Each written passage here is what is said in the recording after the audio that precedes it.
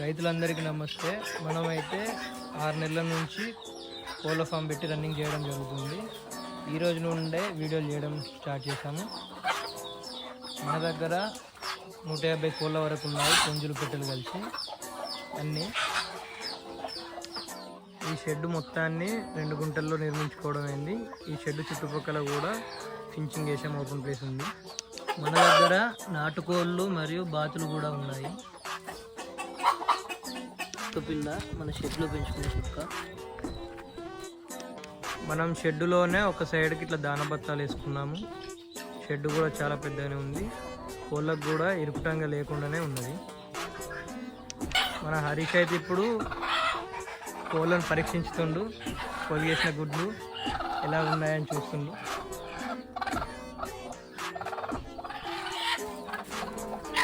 దగ్గర టైర్లు తీసుకొచ్చి ఇలా ఉనకపోసి గుడ్డను పొదిగేయడం జరిగింది. ఇప్పుడు హరీష్ అయితే కోళ్ళను అన్నింటినీ బయట పడుకుంటూ 3 డేస్ అవుతుంది బయటకి ఇడిచిపెట్టాక.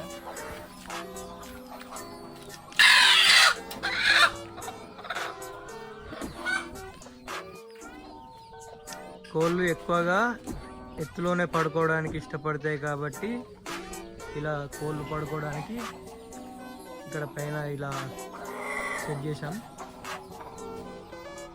మన షెడ్డులో ఒక 1 సైడ్ ఇలా చిన్న పిల్లలకు సపరేట్ పెట్టాం, పెద్ద కోళ్ళు కూడా అవ్వకుండా ఉండడానికి.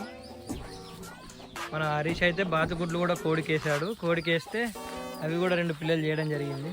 వాటిని చూద్దాం ఇప్పుడు. కోడెంబడే తిరుగుతున్నాయి, అవి అటు ఇటు వెళ్తున్నాయి. అందులో అటు సైడ్ పోయినాయి. మళ్ళీ చూసుకోవచ్చు, బాతులు అయితే చిన్నపిల్లలు. కోడికేసాం, కోడికే బాగా అలవాటు అయినాయి. ఈ చిన్నపిల్లలు ఒక 50 వరకు ఉన్నాయి మన దగ్గర. చిన్నపిల్లల కోసం కొంచెం హీట్ కూడా ఉండాలి కదా. ఆ బాగా పిల్లలు ఒక కోడికి వేయడం వల్ల హీట్ సరిపోదని ఇక్కడ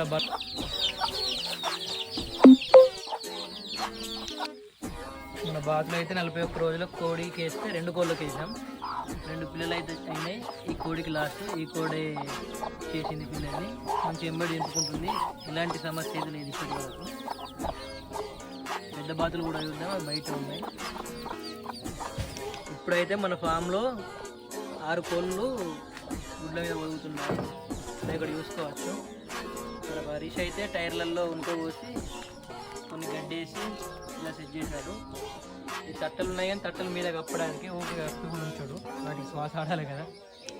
గుడ్లకు వచ్చిన కోళ్ళు కొన్ని ఇట్లా హైట్లో ఇక్కడ కూడా పెడుతున్నాయి. బయట ఎండ ఎక్కువగా ఉండడం